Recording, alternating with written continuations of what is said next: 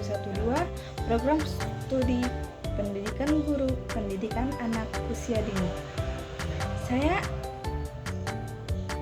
akan mempresentasikan tentang sistematika penulisan karya ilmiah secara komprehensif atau buku. Guna untuk memenuhi tugas mata kuliah penulisan karya ilmiah dengan dosen pengampu Ibu Lili Mulyani, MPD. Yang pertama yaitu pengertian buku. Buku mengacu pada sumber informasi tertulis yang menjadi rujukan utama dalam pengembangan argumen dan pembahasan dalam karya tulis ilmiah. Buku memberikan landasan teori dan data empiris yang relevan serta pandangan dari para ahli yang mendukung penelitian. Karya tulis ilmiah juga menggunakan buku untuk memperkuat validitas dan kredibilitas dari informasi yang disampaikan dengan merujuk pada sumber yang telah diterbitkan dan diakui. Materi selanjutnya yaitu manfaat buku dalam karya tulis ilmiah.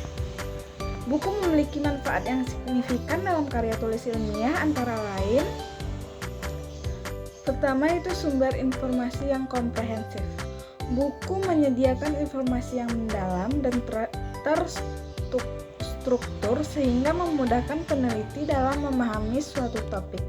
Yang kedua, pengembangan teori dan konsep. Buku ilmiah seringkali berisi teori dan konsep yang telah teruji dan diakui secara ilmiah yang dapat digunakan sebagai dasar penelitian. Yang ketiga yaitu pengembangan metodologi penelitian. Buku dapat memberikan penulisan tentang metode penelitian yang tepat untuk berbagai jenis penelitian. Yang keempat, pengembangan analisis data. Buku ilmiah dapat membantu peneliti dalam menganalisis data dan menginterpretasikan hasil penelitian. Yang kelima yaitu penyebaran hasil penelitian. Buku ilmiah merupakan media yang efektif untuk menyebarkan hasil penelitian kepada khalayak yang lebih luas. Materi selanjutnya yaitu fungsi buku dalam karya tulis ilmiah. Buku memiliki beberapa fungsi penting dalam karya tulis ilmiah, yaitu satu, sebagai sumber referensi. Buku ilmiah berfungsi sebagai sumber informasi yang terpercaya dan terstruktur untuk mendukung argumen dan analisis dalam karya tulis ilmiah. Yang kedua, sebagai alat bantu penelitian. Buku dapat digunakan sebagai alat bantu dalam merumuskan masalah penelitian, memilih metode penelitian, dan menganalisis data. Sebagai media pembelajaran, buku ilmiah dapat digunakan sebagai media pembelajaran bagi mahasiswa, peneliti, dan masyarakat umum. Yang keempat, sebagai media penyebaran pengetahuan. Buku ilmiah berfungsi sebagai media untuk menyebarkan pengetahuan dan hasil penelitian kepada khalayak yang lebih luas. Selanjutnya, jenis-jenis buku dalam karya tulis ilmiah. Jenis buku dalam karya tulis ilmiah sebagai berikut.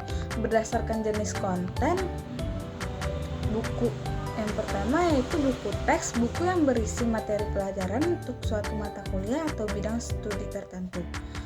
Kedua, buku referensi, buku yang berisi informasi yang komprehensif dan terpercaya tentang suatu topik tertentu. Yang ketiga, buku penelitian, buku yang berisi hasil penelitian ilmiah yang telah diuji dan diverifikasi. Keempat, yaitu buku monograf, buku yang membahas satu topik secara mendalam dan komprehensif berdasarkan tujuan penelitian. Satu, yaitu buku ajar, buku yang dirancang untuk membantu mahasiswa dalam mempelajari suatu mata kuliah. Kedua, buku panduan, buku yang memberikan panduan praktis tentang suatu topik tertentu. Yang ketiga yaitu buku populer, buku yang ditulis dengan gaya bahasa yang mudah dipahami dan ditujukan untuk khalayak umum. Materi selanjutnya yaitu struktur penulisan buku. Struktur penulisan buku ilmiah umumnya terdiri dari beberapa bagian, yaitu pertama pendahuluan berisi latar belakang masalah, rumusan masalah, tujuan masalah, dan manfaat penelitian.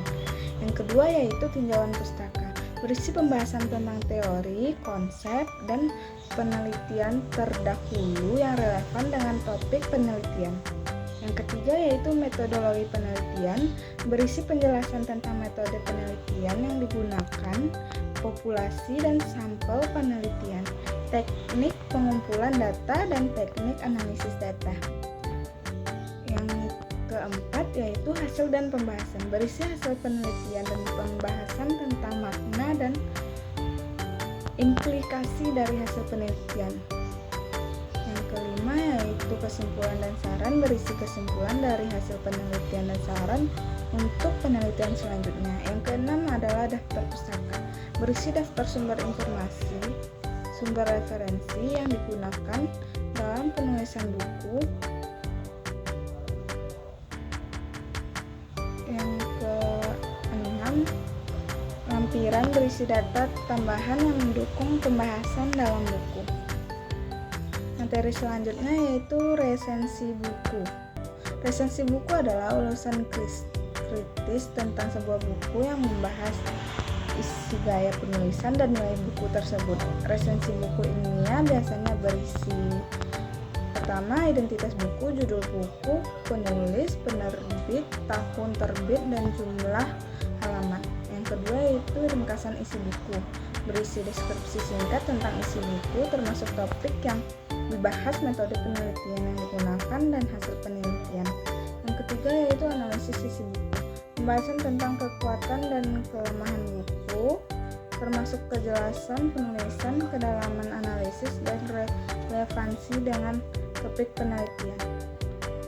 Yang keempat yaitu kesimpulan penilaian tentang nilai buku secara keseluruhan, termasuk manfaat dan kekurangan buku. Yang